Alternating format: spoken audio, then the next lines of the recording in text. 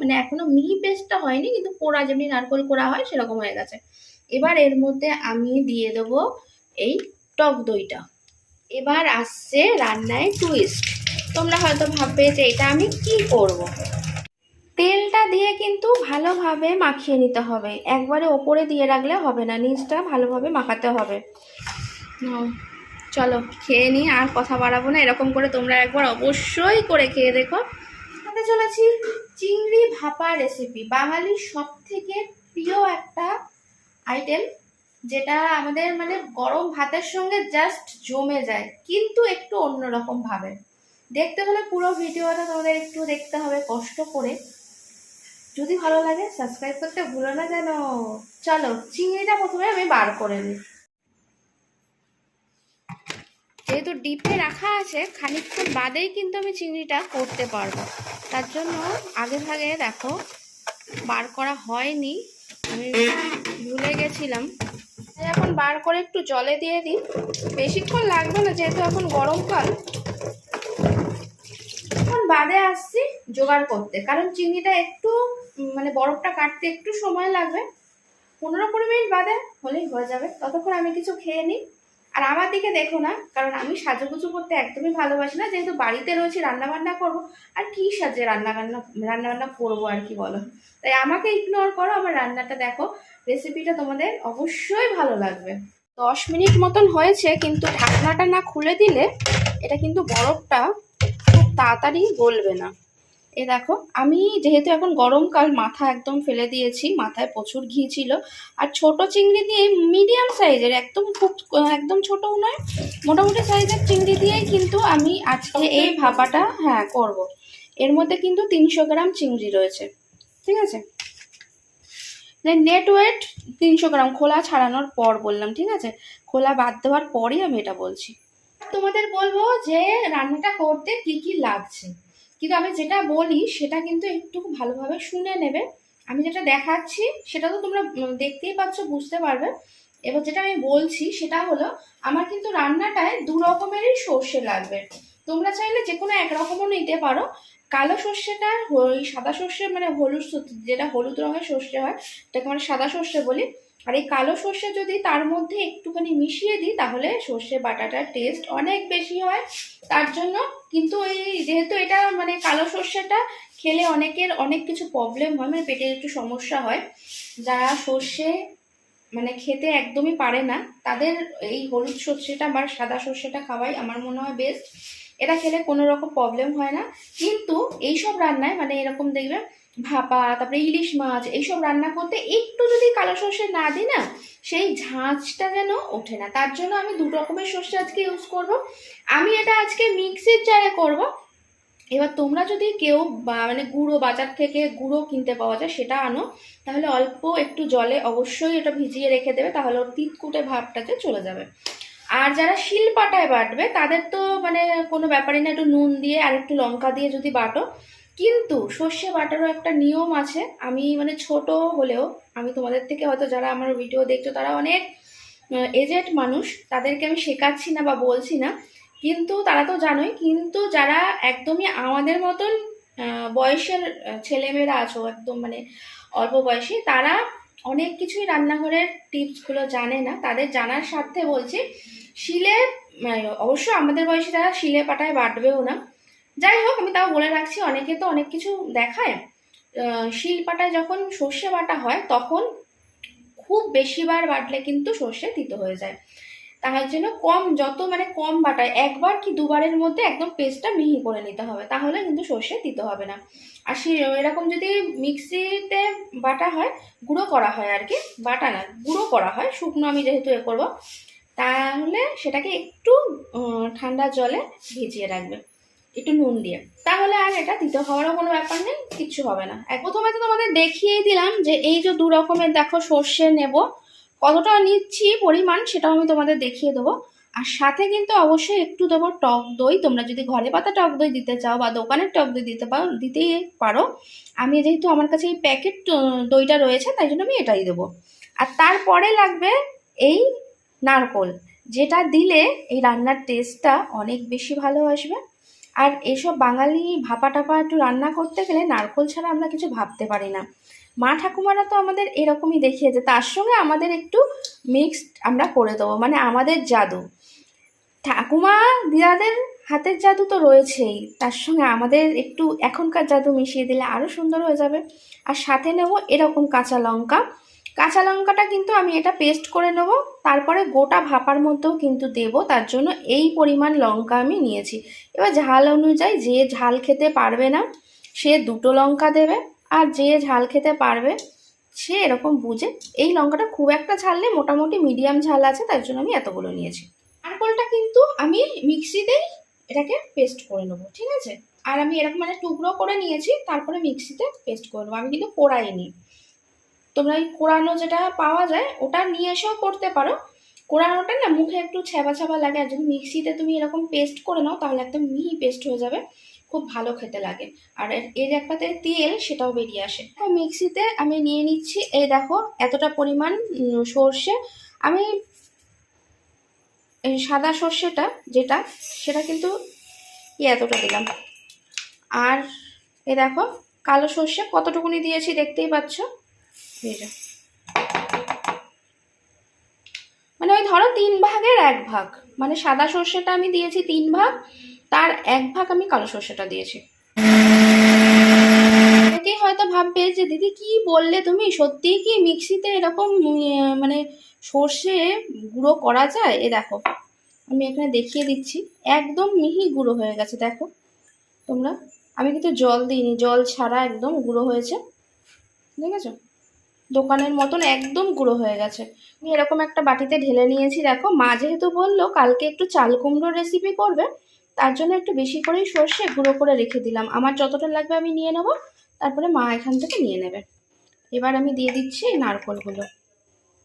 এটা কিন্তু ওই 300 গ্রামের জন্য হাফ মালা মতন নারকোল আমি নিয়েছি, মিডিয়াম সাইজের নারকোল।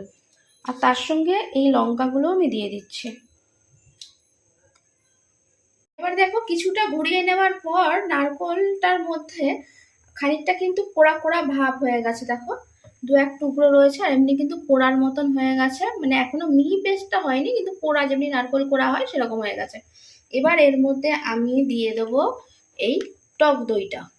এদেরকে ভিডিওটা খুব ভালো করে দেখানোর চেষ্টা করছি যাতে তোমরা রান্নাটা সঠিকভাবে বুঝতে পারো।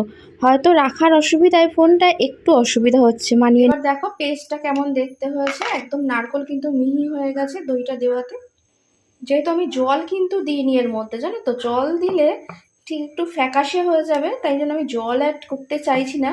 আর লাগলেও আমি অল্প একটু দেব জল, কিন্তু এটা মানে জল ছাড়াই আমি দই দিলাম, ওই জন্য দইতে তো একটা জল আছে, ফেটানো হলে দইটা পাতলা হয়ে যায়, তখন এই নারকোলটা খুব ভালোভাবে কিন্তু বাটা হয়ে গেছে, একটা ক্রিমি ব্যাপার চলে এসছে।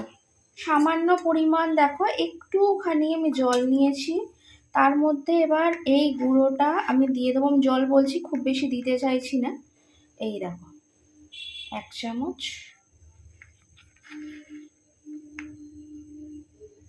2 চামচ, ব্যাস এটাই আমার মনে হয় যথেষ্ট, কারণ যেহেতু পেস্টটা অনেকটাই রয়েছে। সর্ষেটা আমি এরকম পরিমাণে দিলাম 2 চামচ। গুঁড়ো যখন নেবে তুমি 300 গ্রামের মতন মানে চিংড়িতে 2 চামচ মতন গুঁড়ো মিশিয়ে নিলেই হবে, এই চামচের 2 চামচ। যেহেতু আমি একটু কালো সর্ষে মিশিয়েছি, এটা কিন্তু ঝাঁঝ খুব ভালো উঠছে, জানো তো। এই দেখো হেভি ঝাঁঝ হয়েছে, দারুণ, পুরানো সর্ষের তেলের যে একটা গন্ধ সেটা পাওয়া যাচ্ছে। এই দেখো এরকম একটা টিফিন বাটি আমি নিয়ে নিয়েছি। প্রথমেই আমি এই যে নারকোলের যে দই দিয়ে করে রাখলাম এই পেস্টটা আমি দিয়ে দিচ্ছি বাটির মধ্যে। এটা কিন্তু রাতে মানে গরম ভাতে, রাতে শুধু নয় যে কোনো সময়, আর যদি হয় একটু বর্ষার রাত, বৃষ্টি হচ্ছে, কিচ্ছু করতে ইচ্ছা করছে না, জাস্ট এই ভাপা করে নাও আর ভাত, একদম অনায়াসে 1 থালা ভাত কখন উড়ে যাবে। যাই হোক, এবার এই পেস্ট মানে বাটাটা যেটা দিয়েছি তার মধ্যে আমি দিচ্ছি একটু, দেখো হলুদ গুঁড়ো, তোমাদের আমি দেখিয়ে দেবো, এখন দেওয়ার সময় দেখিয়ে দিই। এই দেখো 1 চামচ পরিমাণ হলুদ গুঁড়ো, খুব বেশি হলুদ দেওয়ার প্রয়োজন নেই, যেহেতু এটা ভাপা হবে। যাতে একদম সাদাটে না হয় তার জন্য একটু দিয়ে দিচ্ছি।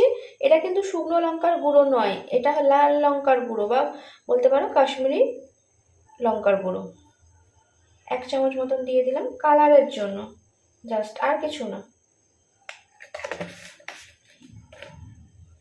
এবার এর মধ্যে দিয়ে দেবো এই যে সর্ষেটা, একটুখানি জল দিয়ে রেখেছিলাম, কিন্তু দেখো পুরো মাখা মাখা টাইপের হয়ে গেছে। চামচ দিয়ে তোমাদের দেখিয়ে দিচ্ছি। এই দেখো জাস্ট থকথকে একটা পেস্ট হয়ে গেছে। আমি খুব জল দিইনি, আমি বলেছি। ও মানে গুঁড়ো তো ফুলে এরকম একটু থকথকে ভাব চলে এসছে। যাই হোক, এটা এবার দিয়ে দিচ্ছি। এই দেখো এর মধ্যে কিন্তু দিয়ে দিয়েছি এই যে হলুদ, লাল লঙ্কা বা কাশ্মীরি লঙ্কার গুঁড়ো, আর এই যে সর্ষেটা দিয়ে এই যেমন সবকটাকে এরকমভাবে মিশিয়ে নিলাম।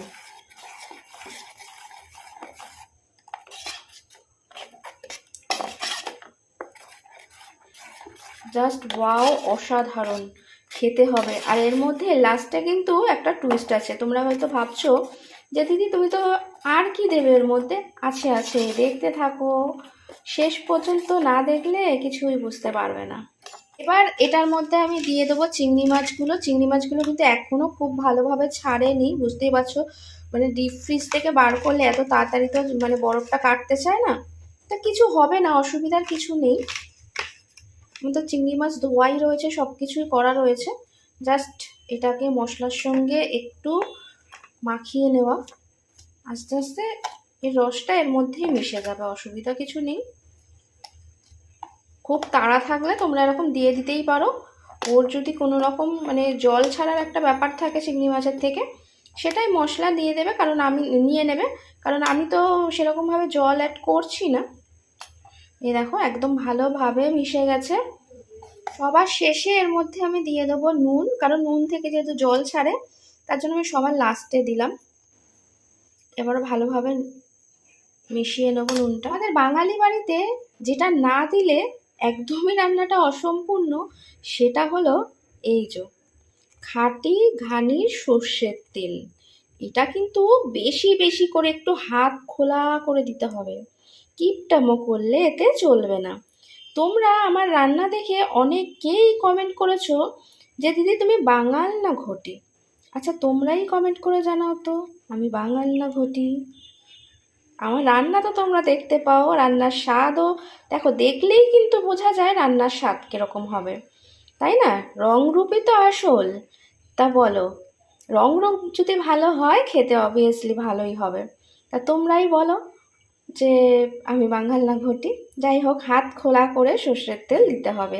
ভাপাতে যত ভালো করে সর্ষের তেল দেবে তত ভালো মানে খেতে হবে, আর ঝাঁঝটাও বরাবর পাবে। দিয়ে কিন্তু ভালোভাবে মাখিয়ে নিতে হবে, একবারে ওপরে দিয়ে রাখলে হবে না, নিচটা ভালোভাবে মাখাতে হবে।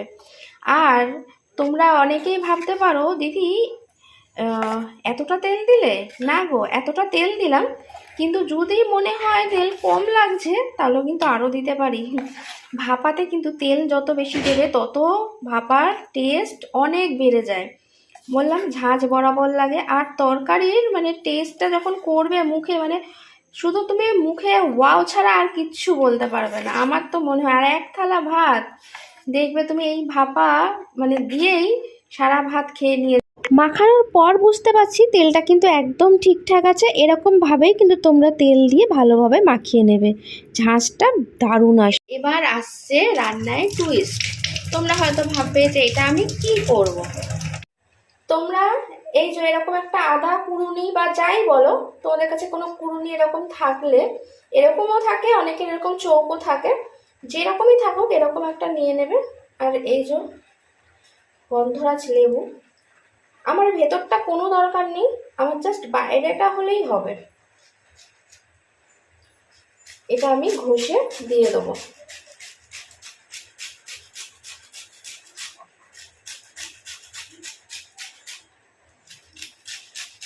জাস্ট ওয়াও স্বাদ হবে, ওয়াও স্বাদ।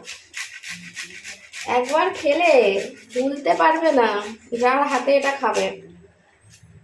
আর আমি রেসিপিটা যখন দেখাচ্ছি, যারা আমার ভিডিও দেখে রান্নাটা করবে অবশ্যই আমাকেও ভুলে যাবে না নিশ্চয়ই। আরও সুন্দর সুন্দর ভিডিও দেখার জন্য সাবস্ক্রাইব করে রেখে দিও। আর যদি মনে হয় রান্নাটা সত্যিই খুব ভালো লাগলো, তাহলে নিজেদের বন্ধুদের সাথে একটু শেয়ার করে দিও। এই দেখো আমি মানে যতটা এইটুকুনি আমার জন্য যথেষ্ট। এই যে এটা ঘষে নিয়েছি, এদিকেও ঘষেছি, এই যে জাস্ট হেভি গন্ধ তো অপূর্ব বেরোচ্ছে এখনই, ভাপাটা হওয়ার পর বুঝতে পারছো কি লোভনীয় একটা স্বাদের রেসিপি আজ তোমাদের সঙ্গে শেয়ার করছি। একটা কড়া বসিয়ে দিয়েছি, এর মধ্যে আবার খানিকটা আমি নিয়ে নেবো জল, জাস্ট অন করে দেবো। জলের মধ্যে আমি একটা স্ট্যান্ড বসিয়ে দেবো। অলরেডি তো আমার এটা রেডি করাই রয়েছে, ঢাকনা লাগিয়ে দিয়েছি। এটা আমি এখনই চাপিয়ে দিলাম, কারণ যখন জলটা ফুটতে থাকবে তখন হাতে ভাপ লাগার জন্য আমি কিন্তু এখানে এটা ভালোভাবে সেট করতে পারবো না। দেখো একটু জলটা মানে গরম হতে আরম্ভ করেছে, ভাপ অলরেডি বেরোতে আরম্ভ করেছে। এবার আমি এর মধ্যে একটা ঢাকা দিয়ে দেবো। নিশ্চিন্তে 15 থেকে 20 মিনিট অপেক্ষা করলে একদম গরম ভাতে খাওয়ার জন্য রেডি হয়ে যাবে।